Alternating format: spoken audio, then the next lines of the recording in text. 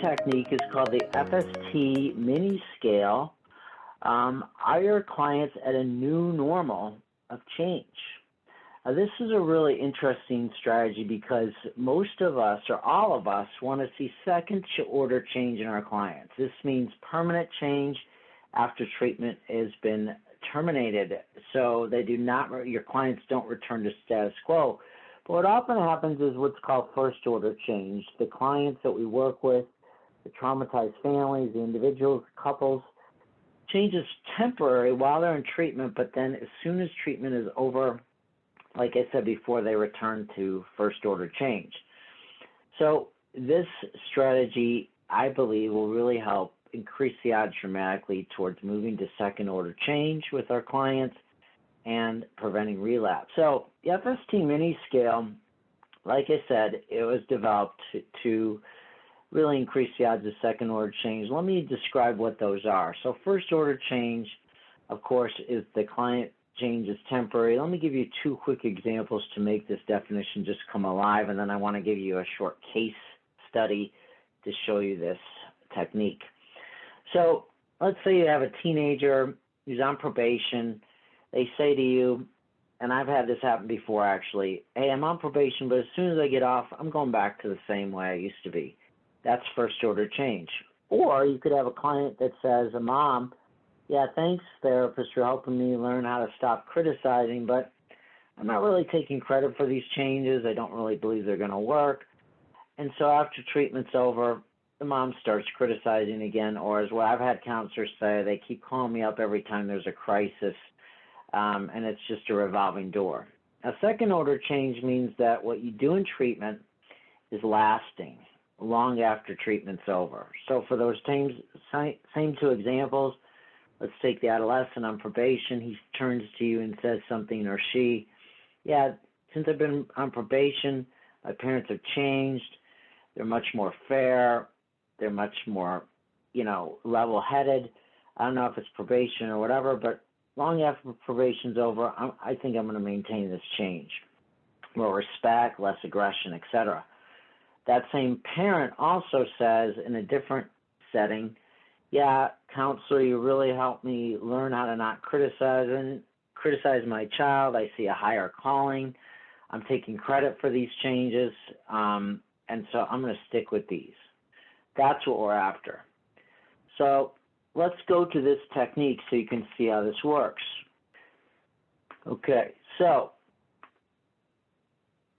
the FST mini scale. Now here is what it looks like. I'm a very visual learner. Hopefully you are as well. So as you can see, these are called mini scales, and in the FST model, there's something called undercurrents. These are unseen to the naked eye. I'll tell you later how you can find out more about these in a very easy way. But for now, undercurrents are what we're trying to get after because that will bring about second-order change. You'll see this in a moment. Let's take a case that I worked with so you can see this. So Lisa's story is she's 15 years old. She comes to me. She's in foster care. The goal is to reunify with her biological mom. But before she was removed from home, there was extreme mental abuse and neglect from mom, which both left Lisa feeling betrayed and very a lot of unforgiveness. So the FST model looks for these undercurrents. It's kind of like the KFC 11 herbs and spices, the Coke formula, the secret sauce, where you see here that you've got these undercurrents that are typical that fuel what's called a wound or trauma seed. So in this case, we see betrayal and abandonment with Lisa and her mom, which the healthy undercurrent is forgiveness and attachment to counteract the unhealthy undercurrent. No family secrets in this family, but there is some mental abuse. As we go on, we see that, tremendous amount of criticism, put downs from the mom. She was traumatized with generational trauma. She was kind of doing the best she could, but didn't have the tools.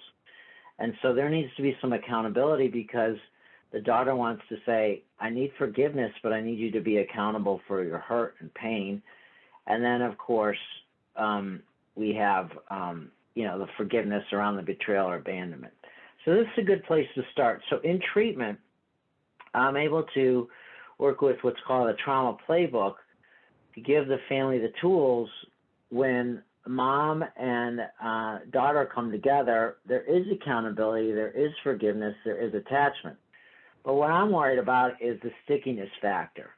Is this going to stay, or as soon as stress hits, are we going to go back to first order change? So to help take out an insurance policy, this technique was developed. So before FST treatment, I asked them on a scale of 1 to 5 where they were, 5 being there's a lot of forgiveness, 1 not even being close, and the first answer they give is 2 before treatment starts. Accountability, the daughter's like a 1, and attachment a 1. So my goal is to utilize these skills towards the end of treatment and say, okay, now where are we? Clients love to have measurable impact and see it. And it also, you're going to see that they're co-owners of the story. And when people are co-owners of the story, then the changes that they make, they take credit for. Again, my goal is to get fired from my job. I want them to say, I did this. Because if they said, oh, Dr. Sells, you did this, guess what? I may win the battle but lose the war. The war being that they're not going to stay changed after treatment's over. So let me go through this step by step. So I say to the mom and the daughter, hey, I want to take things a step further. I want to take the next 20 to 30 minutes and ask you a question around what we call mini scales. These are used to see how much progress we've made on each of the healthy undercurrents that we targeted at the beginning of treatment to help your child. So here's the question. On a scale of 1 to 5, meaning 1 meaning there's been little improvement since we started family systems trauma counseling, to 5 meaning 100% positive change since FST counseling, where do you think you started and where are you today? Families love this question because they're like, yeah, I like this. Let's keep going. And so here I say, I'll just give one example because of time. Let's take forgiveness. So you start 2 out of 5, but then when I ask the question, they're like at a 4 out of 5. Now, if you just did that, that's helpful. But again, it's not going to be enough. Let's watch what you do here next. Okay, after this answer, I'm going to ask you, how do you account for this improvement? Or what's been happening in your family now or since treatment to account for this improvement? You probably know where I'm going with this question. I want them to take credit for the changes because the odds will increase that they take ownership of that, and when they take ownership of it, it sticks. Watch what happens here. So I say, remember the healthy undercurrents? They're really important to look at, and every client wants to know what's in it for me. If we heal them and we help heal your child's wound long after counseling ends, they stay healed. So I'm going to ask you, how do you account for this improvement? So in this family, you write them up on a flip chart, and big, broad, bold, so they can see them like skywriting.